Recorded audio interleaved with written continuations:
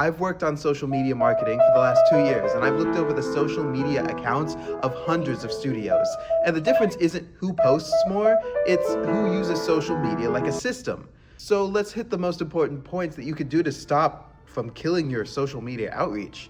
If you fix these, your DMs will start turning into students.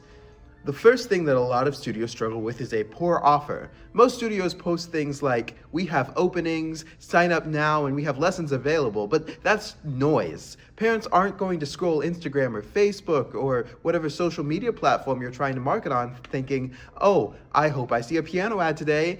They're thinking, what is my kid going to do? What kind of experience is my kid going to get? And is this going to be worth the money that I'm paying for the lessons? So your content needs to address the problems that the parents might be thinking about. Instead of saying, we are enrolling students right now, say, this is why kids quit piano in 3 months, and this is what we're doing to fix it. This is what you could do to fix it. And instead of saying, we have lessons available, say, this is what your child should be able to do after 90 days of lessons. People are looking for a clear vision of what you're going to do, a clear goal, and what you're delivering, not just a music lesson, not just the experience and the product and the service that you're giving. You're showing them the story behind what's happening. You're showing them the results. That is the second thing that most studios don't do. Your video should be a medium by which you reach out to parents, you talk to parents, and you build that community.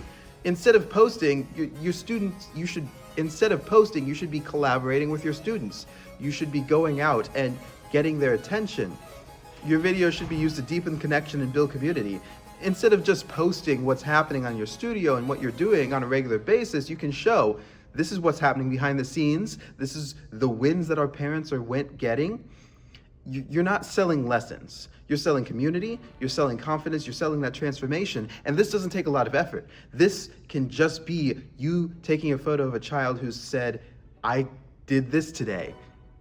The third thing that a lot of studios struggle with is not knowing where their target audience is. A lot of studios will post on Instagram or TikTok posts that are meant for people on Facebook when they're targeting the parents and they're talking to the parents, but they're not on the platforms where the parents are at.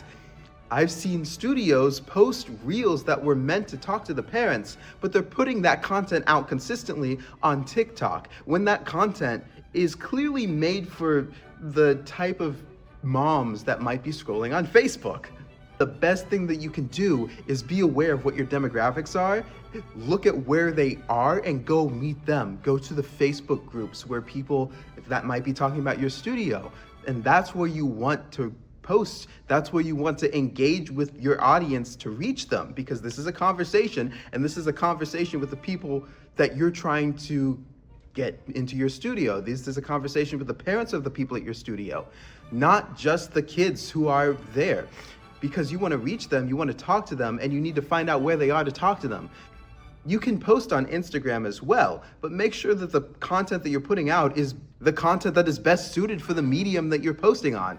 You can't cross-post everything from Facebook to Instagram and expect the exact same results, because this is one of the biggest mistakes that I see made. Almost every studio that just posts on social media will say, we don't have a lot of time or energy to put into this, so we're going to just post on Instagram and then cross-post that to TikTok and cross-post that to a Facebook group. And you need to be aware of who you're talking to on a regular basis. And this doesn't necessarily have to be something that you're putting a lot of energy into. You just have to be intentional about the energy that you're putting into it. Another tactic that you can use to reach people is to use meta ads. One of the biggest things that a lot of companies can do to reach people in their area is by using meta ads. And the biggest thing that they can do to reach the demographics that they're trying to reach is to define that demographic, yes, and also they can boost their posts. This would be ad spend, money that you would be using on marketing already, and you're putting it into posts that you are using to promote your studio. You can set the outreach on your post to a very specific geographic area, people within a certain distance of your studio, and that's probably the best thing that you can do if you're going to start spending money on your ads. And you should do more research if you want to really lean into this more, and I recommend you do that, but it is definitely one of the biggest things to keep in mind as you're going to start going out on social media and posting about your studio and trying to get the word out to parents. So your social media needs to grab that attention, it needs to build trust, and it needs to drive action. It's the top of the sales funnel. It is what gets students interested, gets parents interested, and gets them to think about your studio. And then when parents are thinking about your studio, then they're going to move down that sales funnel, and eventually they'll sign up. You'll get more people who will be more familiar with your studio because they've seen it around more places. That's the goal of social media.